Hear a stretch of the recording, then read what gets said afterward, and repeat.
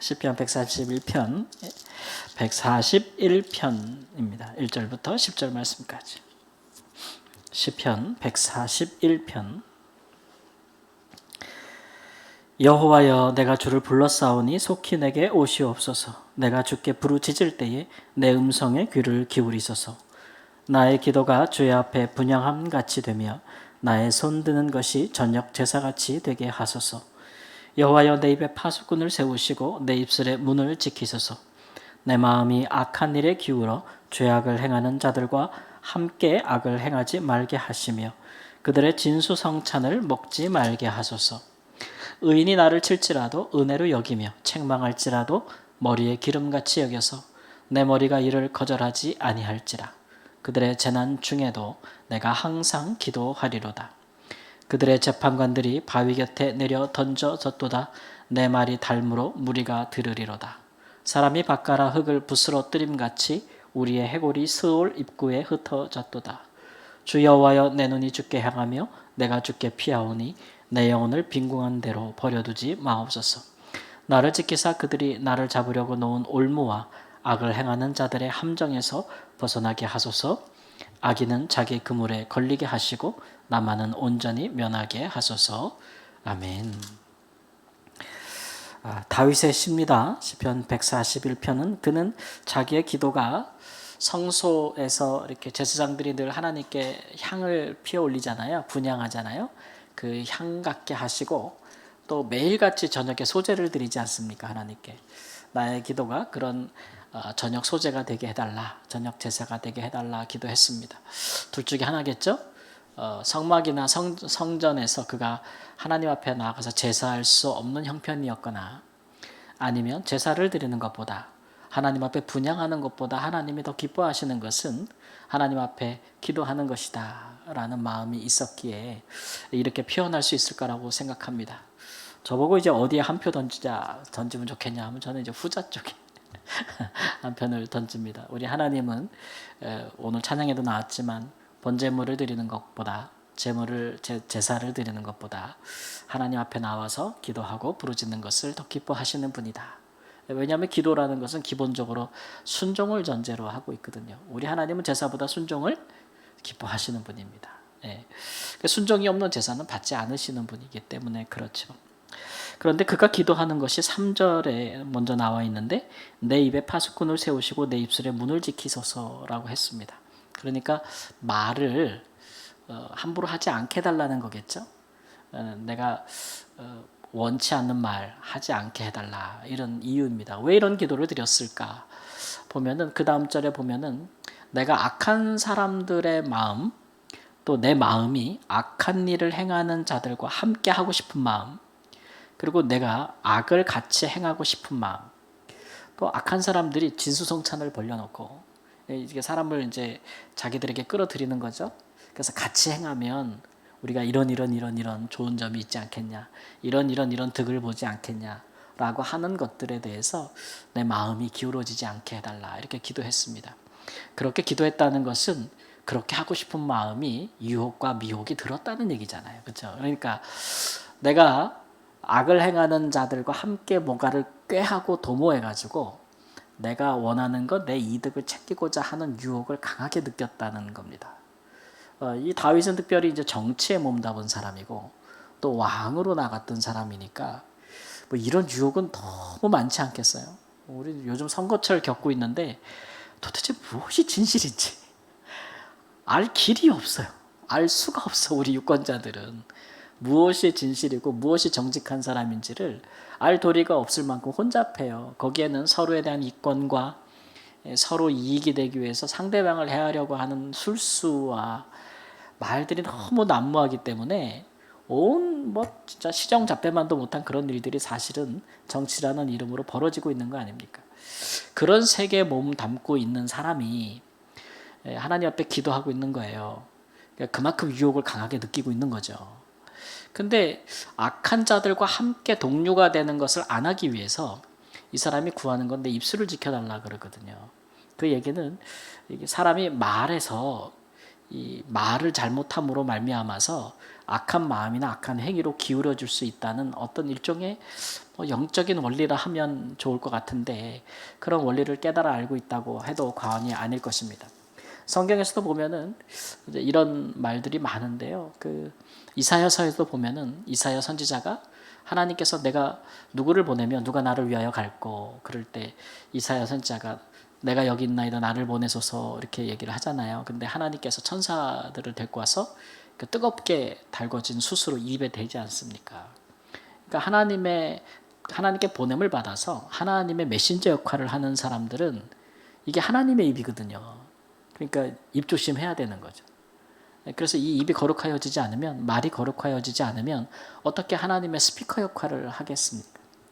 이제 신약의 야고보 사도도 그런 얘기 하거든요. 우리가 다 말의 실수가 많다. 근데 말의 실수가 없는 사람은 온전한 사람이다. 이 얘기는 성숙한 사람이다. 이런 얘기거든요.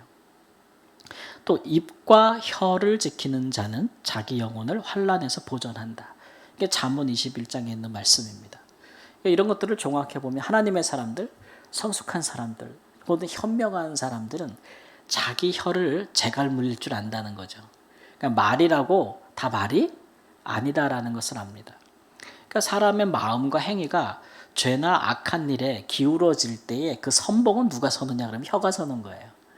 혀가 서는 거예요. 그래서 한번 이게 터지잖아요. 그러면 이 혀는 아주 작아도 이게 온 몸을 다 굴레 씌운다 그랬어요. 야고보 사도도. 이게 말이 내뱉어지면은 그 말에 이제 마음도 따라가고, 그다음에 이제 행위도 따라가는 부분이 있는 겁니다. 그래서 우리가 입조심, 말조심을 해야겠죠. 성경에 보면은 야, 한 샘에서 쓴물도 나고 단물도 나겠느냐 이런 말씀도 하는 그런 말씀이 있잖아요. 그러니까 우리가 한 입을 가지고 정말 저주하는 말도 하고 축복하는 말도 할 수가 없듯이, 한 입에서 나오는 한 혀로 가지고 우리가 온갖 악독한 말을 하기를 시작하고 그것을 허용하기 시작하면 그 마음도 거기에 따라갈 것이고, 그 다음에 그 삶도 거기에 젖어들게 될 것이다. 그래서 악한 사람들을 보면은 그 말이 독하죠. 지난주에도 얘기했지만 독사의 독과 같다 그랬어요. 일단 말로 사람을 죽이는 거고, 악한 권세를 가진 사람들도 그 혀의 권세가 있는 거예요. 권세를 가진 사람은 말로 움직이지 않습니까? 그죠? 그 말로 사람을 죽이는 거죠. 그렇기 때문에 우리는 이 말을 삼가야 됩니다. 내가 어떨 때 내가 정말 입에 차마 담지 못할 말들을 하는가, 그런 것들도 좀 생각해 볼 필요가 있어요. 제가 전에도 말씀드렸지만 하여튼 집안 대대로 내려오는 욕들은 다 있어. 예, 그 있어요. 부모님들한테 늘 부탁받고 자랐던. 안 그러신 분들, 부모님들도 계시면 굉장히 축복이죠. 근데 하여튼간 그래서 그게 이게 배운 말들도 많거든요. 근데 요즘은 그냥 일상적인 용어나 또는 세대를 가리지 않고 아주 아이들도 보면, 우리도 이제 여기 그걸 하지만 아이들의 말이 너무 더러워요. 쓰는 말들이나 용어들이 깨끗하지 않아요. 아주 추하고 아주 더러운 말들을 아무 거리낌 없이 쓰는데, 그런 것들이 뭐 여러 가지 영향을 받아서 하는 거겠지만 또 사람의 영향도 있지 않겠습니까?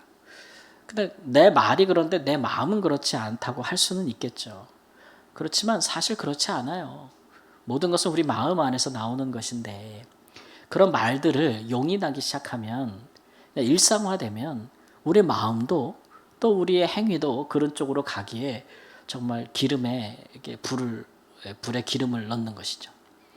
그런 일에 있어서 다윗은 내 마음을 지키고 내 행위를 하나님 앞에서 의롭게 지키는 가장 좋은 첫 단추로 드린 기도가 내 입을 지켜달라 그랬어요. 내 입을 지켜달라. 열받고 화나고 원한이 쌓이고 미움이 쌓이고 분노가 쌓이면 주워 담을 수도 없지만 그 말을 터뜨려 버리면은 그 다음부터는 수습이 안 되죠. 수습이 안 돼. 그런 면에 있어서 특히 이제 다윗은 왕 아닙니까? 그러니까 그 사람의 말 한마디가 얼마나 중요해요. 우리 보면은 정말 괜찮다, 정말 그 사람 성공했다, 야, 저 사람 정말 대단하다라고 하는 사람 중에 말 잘못해서 무너진 사람들이 한둘이 아니에요. 그죠? 그런 면에서 자기 혀를 통제할 수 있는 사람은 온전한 사람이다 라고 하는 것이 성경의 지혜인데, 그런 부분에 대해서 다윗이 이런 것까지 하나님께 꼼꼼하게 기도했다는 것은 참 우리가 본받을 기도 제목이다, 이런 얘기죠. 그러니까 우리가 이 시편 같은 거 이렇게 쭉쭉 보면서 우리 이게 다윗 같은 마치 그 메시아의 그림자와 같은 역할을 했던 사람들은 무엇을 그렇게 기도했던가, 이런 것들을 살펴보면서 도대체 우리의 기도 제목과 뭐가 다른가, 이런 것들을 좀 자세히 비교해 봐야 돼요. 이런 경건한 사람들의 기도 제목은 굉장히 영적이고 또 이 신앙적이고 인격적인 부분의 기도를 하나님께 많이 드렸어요. 의외로 육적인 부분은 하나님께 많이 맡깁니다. 근데 우리는 뒤바뀌는 거예요. 이렇게 뒤바뀌어 가지고 육적인 건 엄청 많이 구하는데 영적인 기도 제목은 없어. 기도 제목 써내라 그러면 다 그런 거예요. 다 땅 얘기, 집 얘기, 무슨 얘기, 다 그거밖에 없어. 그것도 필요한 일이긴 하나, 그게 이제 우리의 마음이 어디를 향하고 있는지를 보여주고 있는 것이다. 그래서 진정한 그리스도인들은 세상에서는 집도 이러할 수 있고 저러할 수 있고 뭐 땅도 이러할, 물질도 이러할 수 저러할 수 있고, 그 빌려준 돈 받게 해달라는 기도 부탁은 정말 기도하기가 어렵다. 그럴 수도 있고 이럴 수도 있죠. 그런 것들은 더 중요한 것은 하나님 앞에서 우리의 자신의 성결함과 또 거룩함, 온전함, 성숙함이다.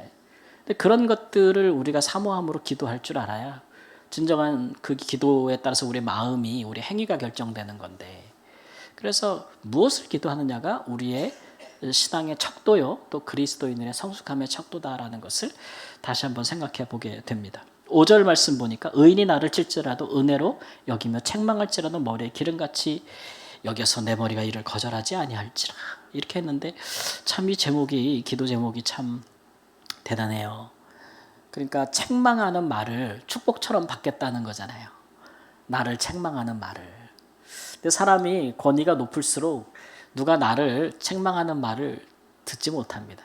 요즘은 마음에 조금만 긁혀도 난리가 나죠. 예. 선생님들이 아이들 같은 경우 이렇게 뭘 잘못해서 얘야 그러면 안 돼라고 말을 하면 그게 난리가 납니다. 애의 자존감을 꺾었고 뭐 애한테 뭐 이렇게 줬고, 그래서 애가 집에 와서 말하면 난리가 나요.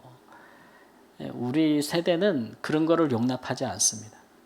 그러니까 다른 사람의 어떤 죄된 부분이나 잘못된 부분을 그래서 누구라도 고치려고 하지 않습니다.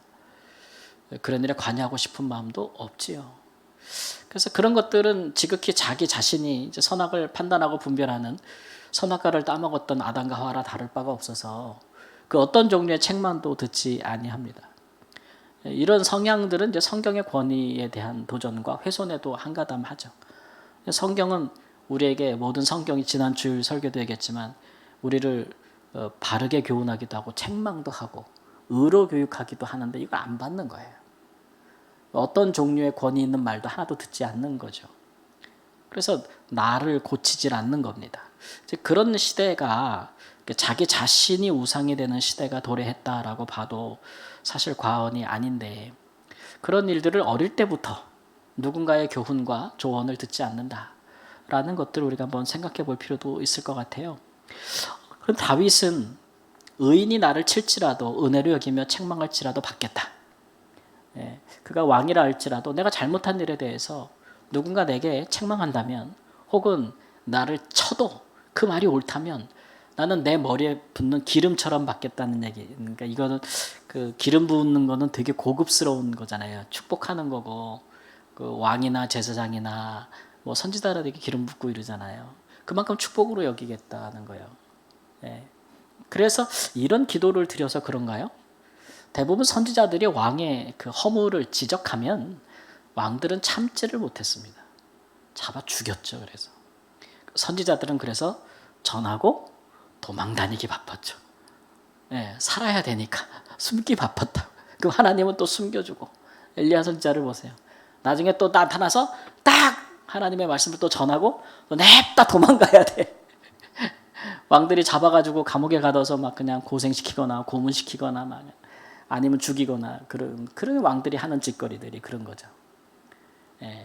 근데 다윗은 알다시피 우리가 아무도 모르게 자기만 알게 행한 범죄가 있었잖아요. 자기만 행한 거. 자기와 자기 측근 군대 장관 요압만 아는 자기의 죄를 저도 아무도 몰라요. 근데 하나님이 아셨죠. 그래서 하나님이 나단 선자를 통해서 공개적인 자리에서 그를 책망을 하는데 네가 남의 아내를 빼앗았고 네가 그 남편을 죽였다고 책망하지 않습니까? 보통 그 입 하나 틀어막으면 그 입 하나 틀어먹으면 끝나는 건데 얼마든지 그럴 힘도 있고. 근데 그가 거기서 하나님 앞에 범죄하였다고 자백하는 것은 그가 이런 기도를 미리 드리고 있었음이라고 보는 것이 합당해요. 그가 왕일지라도 자기가 두려워하는 것은 하나님께 버림받는 거거든요. 내가 왕이라 할지라도 하나님께 버림받으면 어떻게 된다는 것을 사울 왕을 통해서 보았습니다. 왕이라 할지라도 하나님을 버리면 그도 버림을 받고 하나님에게 버림받은 자는 어떤 비참한 말로를 겪는지를 그가 보았기 때문에 그렇기 때문에 이런 기도를 드리지 않았을까요? 사울은 그 어떠한 책망도 받지 않았습니다. 사무엘 선지자가 사울을 향하여 얼마나 간절하게 여러 번 이야기했습니까? 근데도 듣지 않았죠. 그래서 나는 그렇지 않으리라 라는 마음으로 기도하지 않았을까요? 사람이 그런 기도가 항상 되어 있으면요, 그런 순간이 닥쳤을 때 기도의 응답을 받습니다. 그 기도의 응답을 어떻게 받았습니까? 그 자리에서 자복하고 회개하는 걸로 받았습니다. 그렇지 않겠습니까? 우리의 기도는 우리가 하나님 앞에 많은 기도들을 쌓아놓고 있지만 기도를 할 때마다 그 기도가 그런 순간이 될 때 우리가 응답을 받아서 그 기도에 합당한 마음, 그 기도에 합당한 행위를 하게 돼요. 그렇기 때문에 내가 무엇을 기도하고 하나님 앞에 무엇을 부르짖고 있느냐, 무엇을 항상 기도하고 있느냐, 이게 굉장히 중요한 것입니다. 이런 영적인 사람들은 늘 하나님이 그 눈이 늘 주님을 향해 있어요. 그렇기 때문에 그가 기도할 때에도 무엇을 고 기도할지, 어떤 것으로 하나님께 부르짖을지 그런 거에 대해서 잘 알고 있는 것이죠. 다윗은 자기가 하나님 앞에 왕이 되고 백성들의 높임을 받아서 권력을 행사하고 자기의 나라가 왕위가 견고한 것 이런 데 마음을 두지 않았습니다. 내가 왕일지라도 내가 무슨 자리에 오를지라도 내게 중요한 것은 하나님 앞에 내가 사는 것이다. 하나님 앞에 내가 정직한 것이다. 하나님 앞에 내가 성결한 것이다.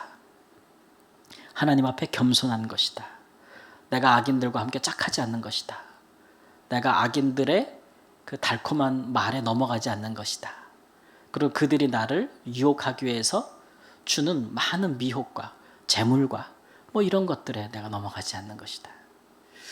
여러분 가만 보면 우리나라도 마찬가지지만 이 높은 자리에 오른 사람들 보면 그 정도 자리에 가면은 그렇게 부족할 것이 없지 않겠어요? 나는 그런 생각. 대통령 되면은 죽을 때까지 다 먹고 살 거 다 해결되는데, 그렇죠? 그리고 우리나라는 5년밖에 권력을 못 갖잖아요.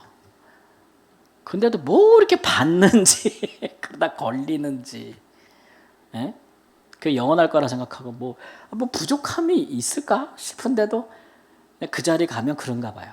사람들이 자꾸 갖다 주는 것. 그리고 나는 권력을 행사하고 그걸 받고 받는 기쁨이 있나 봐요, 그죠?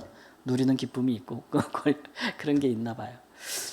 그런 것들 치우치기 쉽죠. 우리 자신에게 달콤하게 다가오는 유혹들은 무엇이며 또 그런 마음과 행위들은 무엇이 있겠는가? 나는 어떨 때 하나님을 경외하지 않는 그런 선하지 않은 사람들, 악한 사람들과 함께 뭔가를 도모하고 뭔가를 하려고 하는 부분이 없지 않은가? 나는 이렇게 누군가가 나에게 정말 진정 어린 마음으로 하는 말들이 때로는 가시도치게 들릴지라도 그 말이 옳다면 내가 마음에 잠잠히 생각하고 받을 수 있는 사람인가? 근데 이런 것들, 무엇이 우리를 하나님 앞에 살게 하고 무엇이 하나님 앞에서 우리를 죽게 만드는가? 그런 것들을 잘 생각하고 기도할 수 있는 지혜가 있기를 우리 주 예수님의 이름으로 축원합니다. 아멘.